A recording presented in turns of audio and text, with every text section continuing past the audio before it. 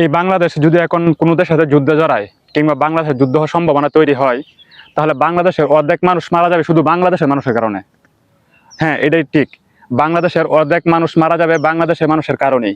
তার কারণ হইলো, যদি শুনে বাংলাদেশ কখনো কোনো দেশের সাথে যুদ্ধ জড়াবে, যুদ্ধ জড়ানোর সম্ভাবনা তৈরি হওয়ার সাথে সাথে বাংলাদেশে যত জ্বালানি খাত আছে সব দেখবেন যে প্যাকেট করে লাইছে। যত খাদ্য দ্রব্য, চিকিৎসা, বস্ত্র প্রয়োজন, বাংলাদেশের প্রয়োজনীয় জিনিসগুলো এক রাত্রে দেখবেন যে সবাই গোডাউনে উঠায় নিছে।